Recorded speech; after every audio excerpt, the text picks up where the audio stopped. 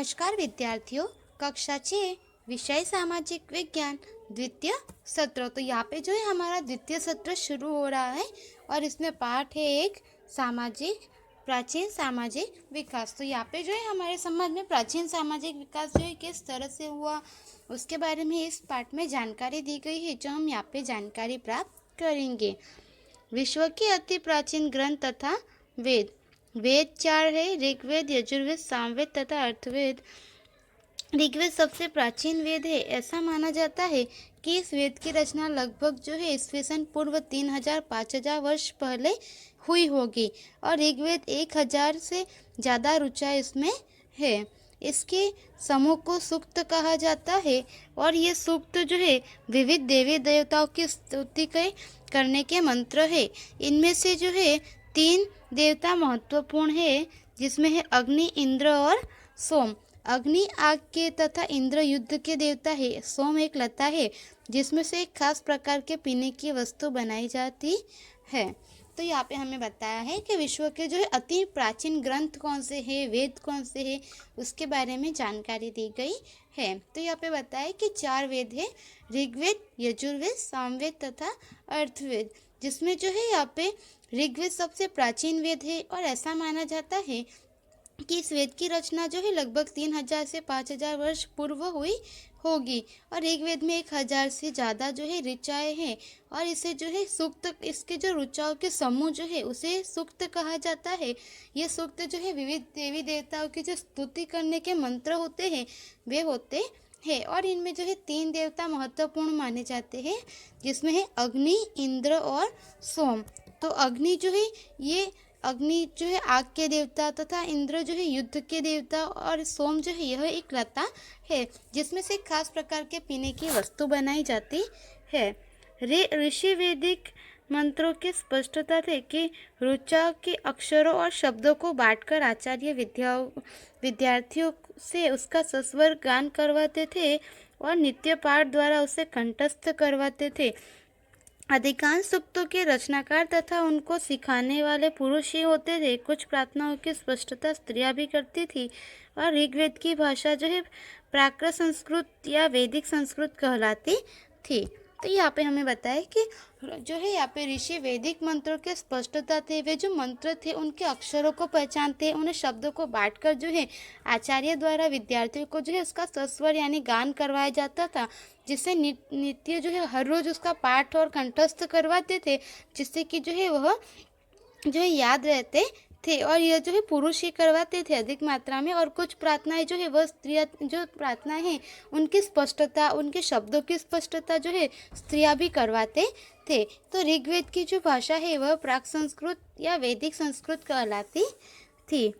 हम जिन पुस्तकों को पढ़ते हैं, लिखते हैं और लिखने के बाद छपाई का काम होता है, परंतु वेदों को पढ़ा नहीं बल्कि बोला जाता है। हजारों वर्षों तक इन्हें कानों कान सुनकर कंठस्थ करके याद रखा जाता था, इसलिए उन्हें जो है श्रुति ग्रंथ कहा जाता है। उसे छापने का काम तो मात्र 200 वर्ष पहले ही हुआ है। तो यहाँ पे हमें बताया कि हम जिन पुस्तकों को पढ़ते हैं और लिखने के बाद जो छपाई का काम होता है, परंतु जो वेद होते हैं उन्हें पढ़ा नहीं जाता, उन्हें केवल सुना जाता है और कंठस्थ करके जो है सालों साल कंठस्थ करके उन्हें याद रखा जाता है। इसलिए जो है उन्हें श्रुति ग्रंथ भी कहा जाता है और उसे छापने का काम जो है वह केवल 200 वर्ष पहले ही हुआ है। उसके बाद यहाँ पे आगे हमें बताया गया है कि इतिहासकार ऋग्वेद का अध्ययन किस तरह करते हैं। इतिहासकार भी पुरातत्व शास्त्री की तरह भूतकाल के बातों के बारे में जानकारी इकट्ठा करते हैं, परंतु वे भौतिक अवशेषों के अलावा लिखित आधारों का उपयोग भी करते हैं। चलिए अब हम देखते हैं कि लोग जो है ऋग्वेदों का अध्ययन किस तरह करते हैं। ऋग्वेद के कुछ सूक्तों को संवाद में रखा गया है। ऋषि विश्वामित्र की और देवियों की तरह पूजी जाने वाली जो 2 नदियां हैं, बियास और सतलज, उनके बीच में हुआ जो एक संवाद है वह भी एक नमूने की तरह जाना जाता है, जिसमें हमें बताया कि विश्वामित्र कहते हैं, हे नदियों, अपने बछड़ों को चाटती हुई गायों की तरह 2 फुर्तीले घोड़ों की चाल की तरह पहाड़ों के नीचे आओ और इंद्र द्वारा दी गई शक्ति से अपने रथ के नीचे आओ। सागर की तरफ बह रहे हो, आप जल से परिपूर्ण हो और एक दूसरे से मिलने के इच्छुक भी हो। नदियाँ जल से परिपूर्ण हम देवताओं के बनाए रास्ते पर चलते हैं। एक बार निकलने के पश्चात हम रुक नहीं सकते। हे ऋषि, आप हमसे प्रार्थना क्यों कर रहे हैं? विश्वामित्र कहते हैं, हे बहनों, मेरी प्रार्थना सुनिए। मैं रथ और गाड़ियों के साथ बहुत दूर से आया हूँ। कृपया अपने जल के प्रवाह को हमारे रथ और गाड़ी के पहिए के ऊपर न उठाए, जिससे हम सरलता से सामने किनारे पहुँच सके। नदियाँ, हम आपकी प्रार्थना सुनेंगे, जिससे कि आप सुरक्षित सामने किनारे पर पहुंच सकोगे। और इतिहासकारों के मतानुसार जो है, जिस समाज में ऋषि लोग रहते हैं वहाँ घोड़ों तथा गायों को अधिक महत्व दिया जाता था, इसलिए नदियों की तुलना घोड़े तथा गायों के साथ की गई है। तो यहाँ पे जो है हमें ऋषि विश्वामित्र और जो नदियाँ हैं उनके बीच का एक संवाद बताया गया है, जिसमें कि जो विश्वामित्र है वे नदियों से प्रार्थना करते हुए कहते हैं कि हे नदियों, अपने बछड़ों को चाटती हुई गाय की तरह और दो फुर्तीले घोड़ों की चाल जो होती है उस तरह से जो है पहाड़ों से नीचे आओ, और जो है अपने इंद्र के द्वारा दी हुई शक्ति जो है उससे अपने रथ के नीचे आओ। आप जो है रथ के नीचे और सागर की तरफ बह रहे हो, आप जल से परिपूर्ण हो और एक दूसरे से मिलने के इच्छुक भी हो। तो नदियाँ कहती है कि हे ऋषि, हम जो है देवताओं के बनाए हुए मार्ग पर चलते हैं और एक बार निकलने के बाद हम रुक नहीं सकते, तो आप हमसे प्रार्थना क्यों कर रहे हो? विश्वामित्र कहते हैं, हे बहनों, मेरी प्रार्थना सुनिए। मैं रथ और गाड़ियों के साथ जो है बहुत दूर से आया हूँ, तो कृपया करके अपने जल के प्रवाह को जो है हमारे रथ और गाड़ी के ऊपर ना उठाए, कि जिससे हम सरलता से जो है सामने के किनारे तक पहुंच सके। तो नदियाँ कहती है, हम आपकी प्रार्थना सुनेंगे, जिससे कि आप सुरक्षित जो है सामने के किनारे तक पहुंच सकेंगे।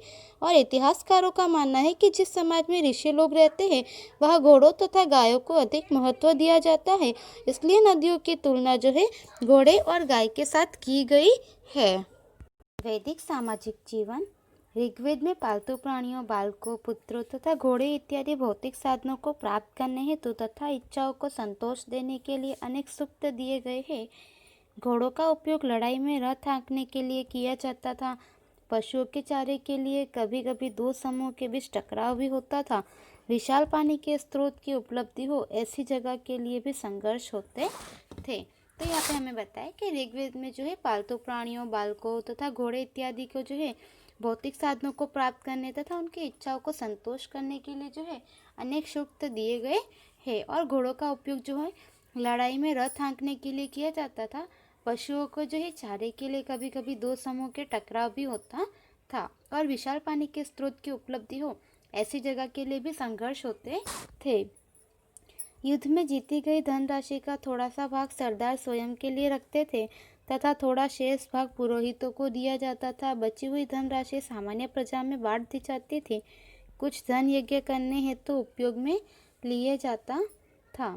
देवी देवताओं को संबोधित करके यज्ञ में आहुति दी जाती थी। इस आहुति में घी, अनाज इत्यादि का उपयोग किया जाता था। तो यहाँ पे हमें बताया कि जो खेती वगैरह होती थी उस धनराशि का थोड़ा सा भाग जो है सरदार वाक्य जो होते वे स्वयं अपने लिए रखते थे, थोड़ा भाग जो है पुरोहित लोगों को लेते थे, और बाकी का जो बचा हुआ धनराशि वगैरह है वह प्रजा में बांट देते थे। और कुछ धन जो है वह यज्ञ करने के लिए उपयोग में लिया जाता था, जिससे कि देवी देवताओं को संबंधित जो है यज्ञ में आहुति दी जाती थी। और इस आहुति में जो है अनाज, घी इत्यादि का उपयोग भी किया जाता था। महदंश पुरुष युद्ध में भाग लेते थे। आज की तरह स्थायी सेना नहीं थी, परंतु सभी लोग सभाओं में एक दूसरे से मिलते थे तथा युद्ध और शांति विषयक सलाह सूचन करते थे। वहाँ वे लोग बहादुर और कुशल योद्धा को अपना सरदार चुनते थे।